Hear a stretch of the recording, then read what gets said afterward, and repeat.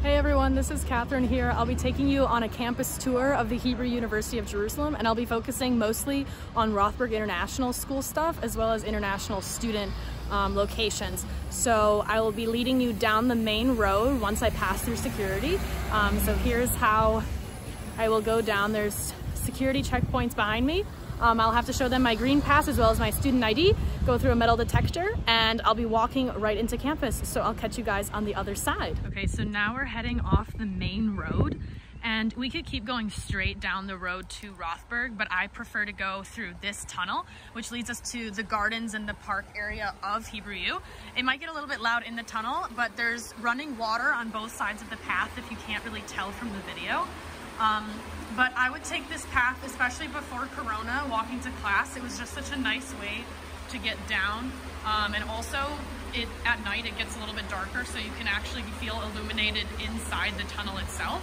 And you can turn in deeper into the park to the left.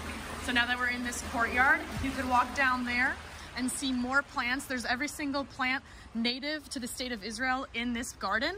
And then we can go right, which is where we're going, towards Rothberg. So now we're exiting the garden path that I take to the amazing Rothberg International School. There she is.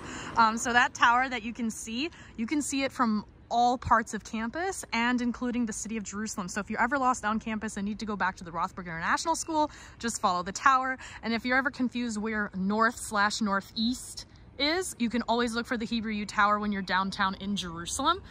So if we walk a little bit to our left, you see that blue menorah coming up on our left. This is going to be the Rabin Building, where the Jewish Studies program is housed at Hebrew U. So where we have classes both at Rothberg and at the Rabin Building, which is right here. And it's overlooking the village of Isawiya, which is a part of the East Jerusalem municipality. So this is the Rabin Building. They have a lot of different archives in there. I was just in the archives this morning for folklore. And this is a really cool place to study. It has a beautiful overlooking of Isawiya. So this is one of the many entranceways to get into the Rothberg International School. This is just the fastest one, and it's not always open, so let's see. Perfect. So now we're inside the forum. Oh goodness.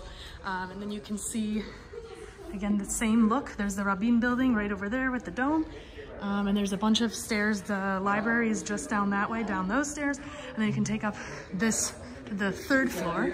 And then there are classrooms here.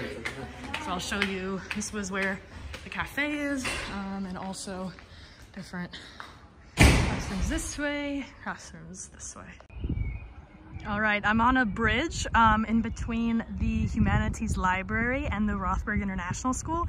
And those buildings you see in the distance, those are the dorms. And it's actually only about a 10 to 15 minute walk. So they're super close to the campus. As you can see them right from here. So it's a great place to live, especially when you're new to campus and you want to meet people. They're all students. They're all internationals that live in the student village. So definitely something that I am happy about my experience, that I lived in the student village my first year here. So this is one of the most famous spots in all of Hebrew University. This is the amphitheater, and it overlooks East Jerusalem and into the West Bank. And if you can see past those mountains over there, that's the Dead Sea. We can actually see it today, that blue that kind of passes through. And even when it's clearer, you can even see Amman from here, which is really crazy. But a lot of people come here to take pictures because it's one of the most beautiful spots in the entire campus.